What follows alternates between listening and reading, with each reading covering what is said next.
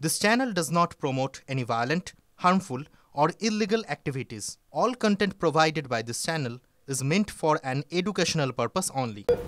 দেখুন, রাজনীতি তো চলতেই থাকবে, কিন্তু ব্রেকের পর আপনাদের দেখাতে হচ্ছে যে এই রাজনীতির মাঝে সৌজন্য, তা নিয়েও আবার রাজনীতি।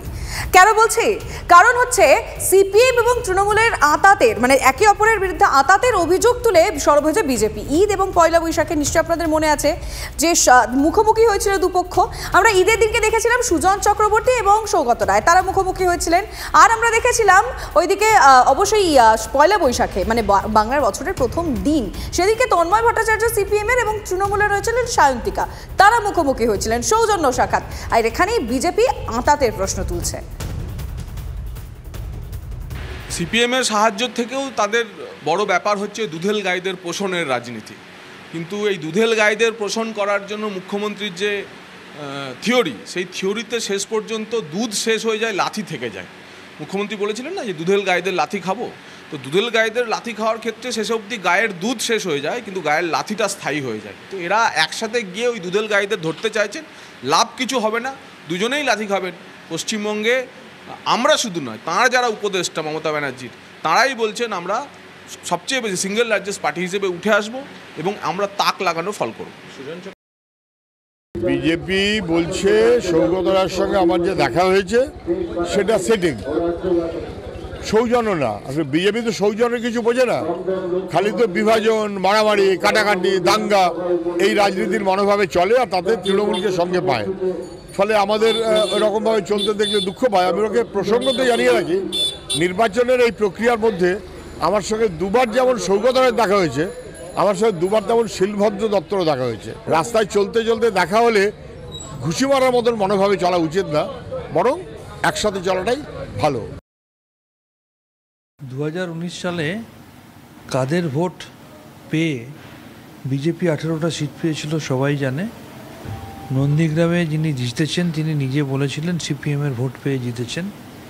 বিভিন্ন কর্মসূচিতে সিপিএমকে কারা আহ্বান করেছে সবাই দেখেছে।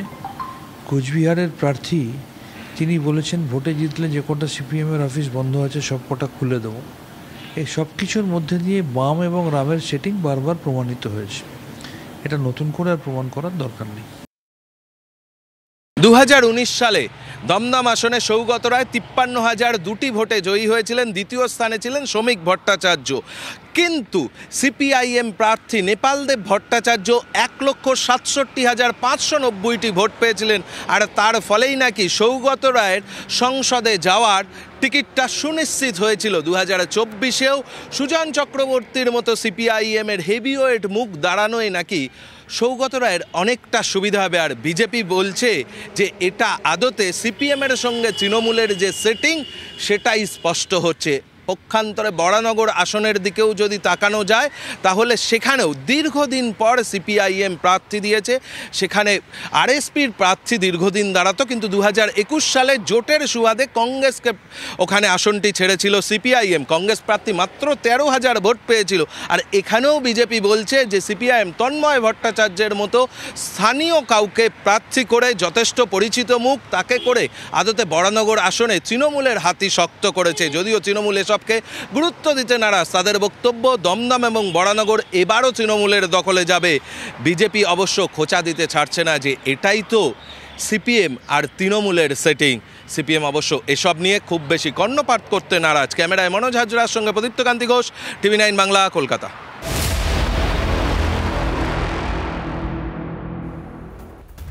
লিমা, একটু দেশের ভোটের দিকে নজর রাখা যাক। দেখো, এই রাজ্যে আমরা দেখেছি যে অনেক স্টার সেলিব্রিটি তারা এমএলএ হয়েছেন, এমপি হয়েছেন, রাজনীতির ময়দানে আসছেন। এই ট্রেন্ডটা বিগত কয়েক বছর ধরে এই রাজ্যের ক্ষেত্রে আমরা দেখছি। কিন্তু তামিলনাড়ু, দক্ষিণী রাজ্য, সেখানে একটা ট্রেন্ড ছিল। সেখানে অনেককে আমরা দেখেছি যারা তারকা, যারা স্টার সেখানকার, তারা রাজনীতির ময়দানে পা রেখেছেন, কেউ কেউ মুখ্যমন্ত্রীও হয়েছেন। কিন্তু ইদানিং দেখা যাচ্ছে যে অনেকে তারা কিন্তু রাজনীতির ময়দানে এসে সফল হননি। যেমন কামাল হাসান, তাকে রাজনৈতিক ময়দানে বড় মঞ্চ সেখানকার আমজনতা দেননি, তার দল অত্যন্ত খারাপ পারফর্ম করেছে। অন্যদিকে রজনীকান্ত, তিনি ঘোষণা করেছিলেন তিনি রাজনৈতিক দল খুলবেন, কিন্তু তিনিও অজ্ঞাত কোনো কারণে আর এগোননি, একটা স্টেপও সামনে ফেলেননি। এবার দেখার যারা রাজনীতি করেন সেই রাজনীতির ময়দানের মানুষকে তামিলনাড়ু তারকা বানায় কিনা? 2016-এ জয়ললিতার মৃত্যুর পর থেকেই তার দল এডিএমকে চরম সংকটের মধ্যে দিয়ে যাচ্ছে। দল ভেঙেছে, প্রাক্তন মুখ্যমন্ত্রী পনিরসেলভম এখন ইন্ডিপেন্ডেন্ট লড়াই করছেন, দল থেকে তিনি বিতাড়িত, তিনি এখন এনডিএ শিবিরে যোগ দিয়েছেন। অন্যদিকে পালানিস্বামী যিনি প্রাক্তন মুখ্যমন্ত্রী এবং দলের এখনকার জেনারেল সেক্রেটারি, তার সঙ্গে কিন্তু জয়ললিতার যে ভাবমূর্তি বা যে ক্যারিজমা সেটা কোনোভাবেই এ রাজ্যের মানুষ তুল্যমূল্য বিচারে আকাশ পাতাল তফাৎ। তিনি ভালো নেতা হতে পারেন কিন্তু কখনোই জয়ললিতার সঙ্গে তুলনীয় নয়। উল্টো দিকে এখন সবথেকে বড় বিড়ম্বনা সেটা হচ্ছে বিজেপি এখন আর এডিএমকের সঙ্গে না থাকায় এবং একটা পৃথক শিবির খোলায় বিরোধী ভোট তামিলনাড়ুতে ভাগাভাগি হওয়ার সম্ভাবনা তৈরি হয়েছে। সেটা যদি হয়, অর্থাৎ এনডিএ ক্যাম্প এবং পালানিস্বামী ক্যাম্প যদি ভোট ভাগ করে নেয় বিরোধী ভোট, তাহলে কিন্তু তাতে স্টালিনের সুবিধা, ইন্ডিয়া জোটের সুবিধা এবং অবশ্যই বিজেপিরও কিছুটা সুবিধা। তার কারণ এই রাজ্যে বিজেপির হারানোর কিছু নেই। এই মুহূর্তে বিজেপির একটা লোকসভা আসনও কিন্তু নেই, কন্যাকুমারী ছিল 2019-এ, সেটাও খুইয়েছিল BJP. People what expected from Tamil Nadu, BJP they never want to enter from Tamil Nadu premises. Likewise from Mamata Banerjee, they supporting for against BJP only.